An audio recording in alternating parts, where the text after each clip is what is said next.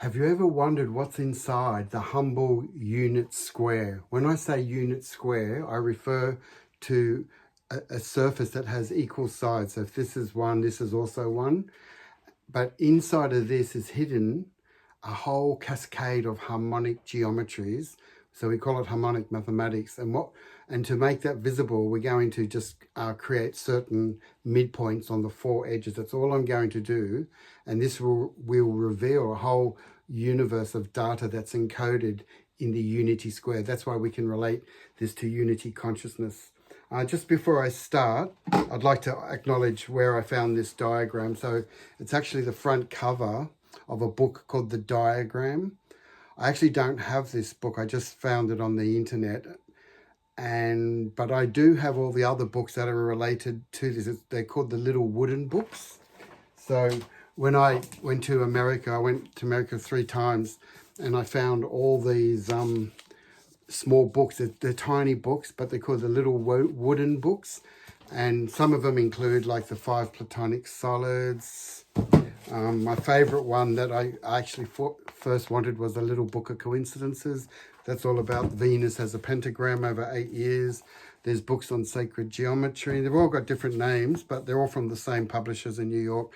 Symmetry, harmonograph. There's just so much in this. And I use these, I read these, I study them, but I just found that diagram. And so basically what I did was I took that front cover and I decided to highlight all the intersection points. But before, to locate these intersection points, we do need to do something first. We actually need to put a cross in the square, in the unit square. Just by putting that cross in there, I've suddenly found the 4 midpoints on the 4 sides. And that's the key. If you listen to the background, there's a phone ringing.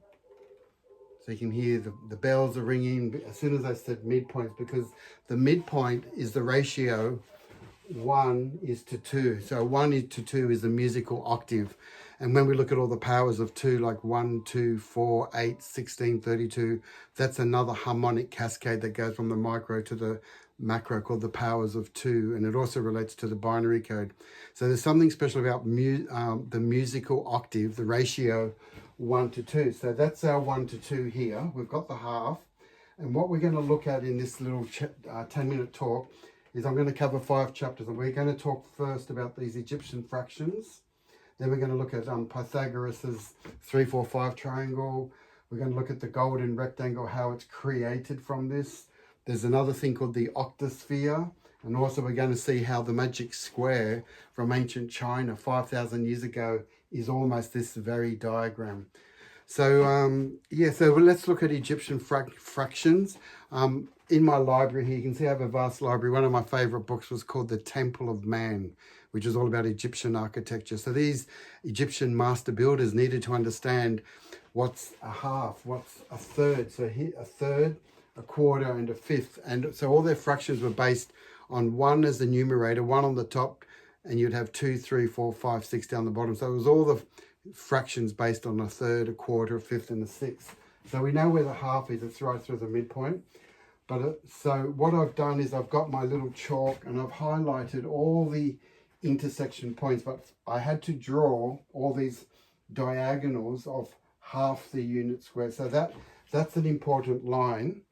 And in fact, I might even mention it now, why everything that you see in here that generates a star is made up of diagonals of a rectangle from a half to 1. And what we're looking at here, this one here, this is a very important diagram. We're looking at the unit square, and then that line there has a very special harmonic ratio of 1, 1, 1. It's a really critical line because when we take this diagonal of half the square, if we put our compass from here to there and we arc it down, so when we take this distance h and arc it down, we end up getting a new point here called the golden rectangle. And that's the key to all the harmonics of the universe, the scale, invariant, cascading geometries of the microcosm and the macrocosm. So this is all generated from the square.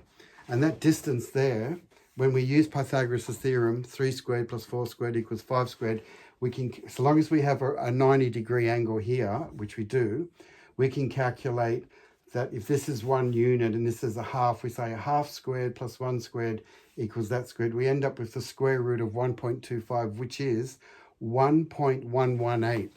So that distance there, 1.118. In harmonic maths, we're permitted to slide the decimal to the right or to the left. So that 1.11 becomes 111.8. So that's harmonic 111. And it's really important. It's the critical ratio that allows the spin and the vortex and the wormholes to all be generated harmonically from the unit consciousness. So that was the first thing I wanted to show you, and that's this little diagram here. We've got the square, so that little diagonal is all these yellow lines here, all the way through.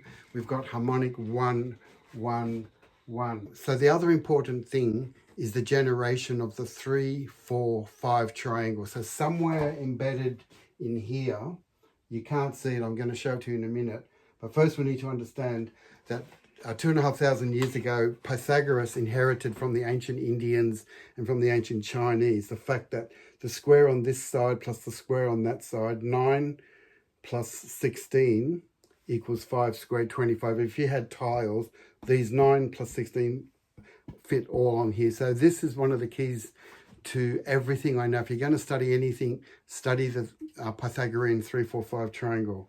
But I'm going to show you where that exists inside of here. So to show you where it is, I've got a little diagram.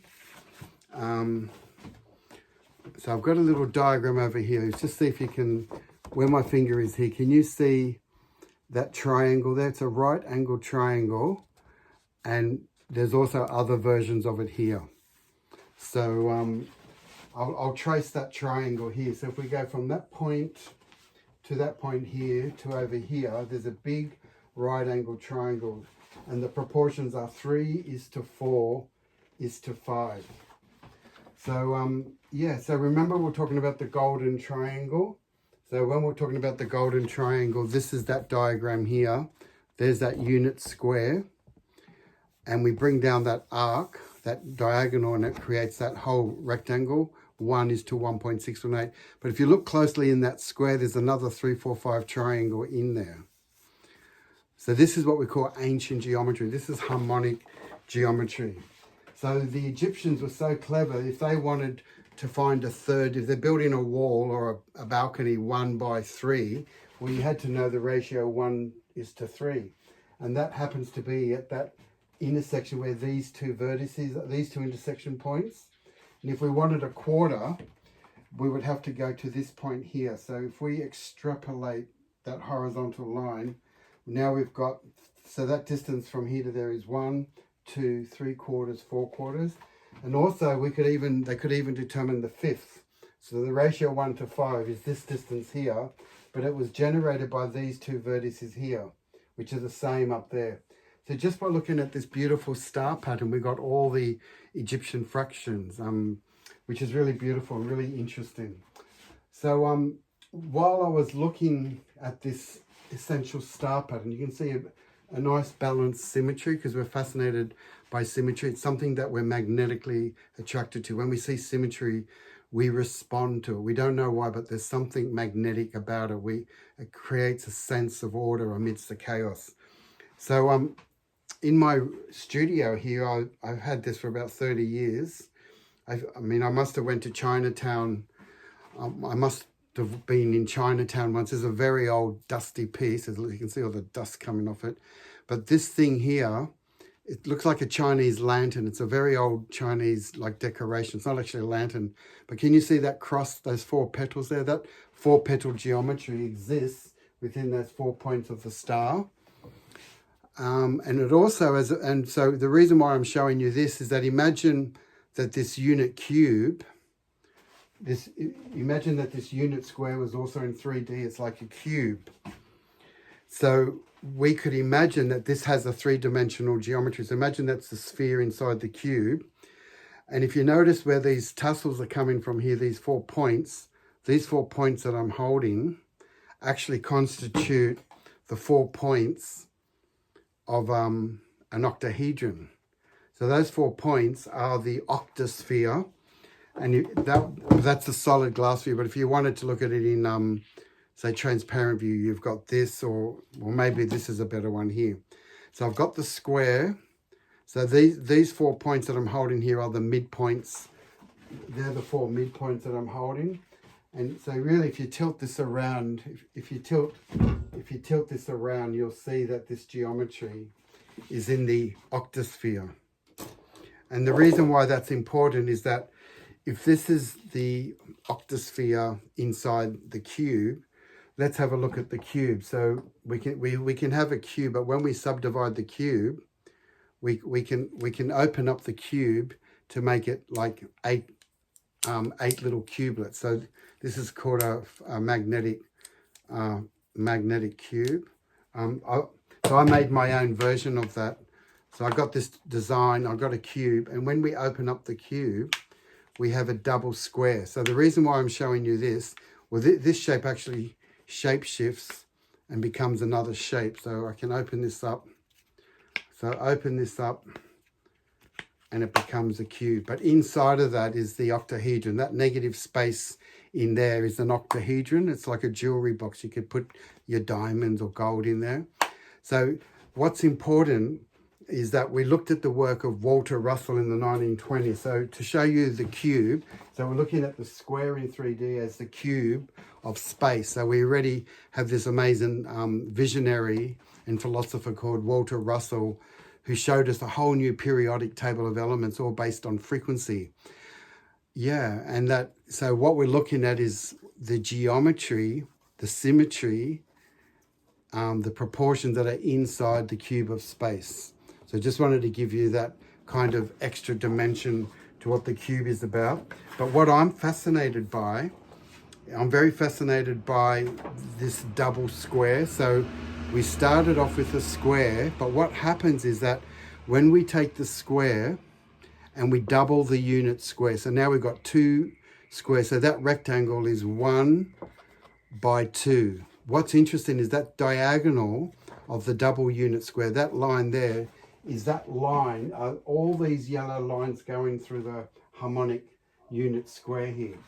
But the reason why this is important is because that distance, that's how we get the square root of 5. So if this is 1 and this is 2, Pythagoras' theorem says 1 squared plus 2 squared, 1 plus 4 is 5. So that distance is root 5. So root 5 is 2.236. And what root 5 means is when we multiply that number by itself, 2.236 times 2.236 equals 5.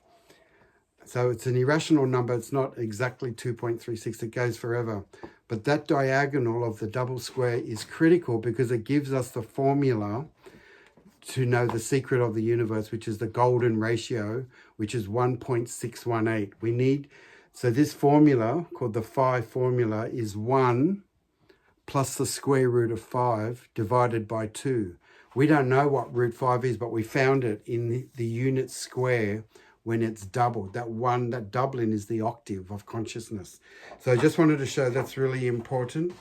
And just one more factor, just wanted to mention that I also had a connection. I also saw an insight of this harmonic unit square to the magic square of 3 by 3. But when the 3 by 3, the Lo-Shu from ancient China 5,000 years ago, it's the oldest known mathematics on the planet. These numbers here, 618 adds up to 15, 753, 15, 294, 15. The 3 verticals add up to 15. The 2 diagonals add up to 15. So what we're looking at is the first primal harmonic of the universe. And what I do with my Star Kids curriculum, we get 5-year-olds, 10-year-olds, we get them to join the dots. So this was the first workbook that was ever done on sacred geometry, and it was all about getting children to join the magic square pattern. So when they join the pattern, these are all the solutions here. So when they join the pattern once, when you join a line from 1 to 2 to 3 to 4, you get a pattern. But when you rotate that pattern upon itself, you get this. Now have a look at that. This pattern here, well, I've coloured it in anyway. I've coloured it in here just to show you. This is what 5-year-old children are drawing in the the Jain 108 Academy, we're turning number into art. We're taking the unit square, we're just joining the dots, we're looking for order amidst the chaos, we're making visible the invisible frequencies. So this pattern here is almost identical. In fact, all these lines here in the magic square of 3 by 3 at 0 plus 90, because we rotated this pattern here where my finger is, we drew this twice, but at 90 degrees to get that. And it's all there. It's all in the midpoints. The very thing that we started off with is in the magic square of 3 by 3. So I just wanted to let you know that when we asked this question, our opening inquiry was, what is in a square? Now you can see that the whole universe is in there, and that all this knowledge is actually in your cells. This is all cellular memory. Memory is never lost because our DNA is like a radio, and it accesses all the ancient knowledge from the past. It's all present in our body. See you for now.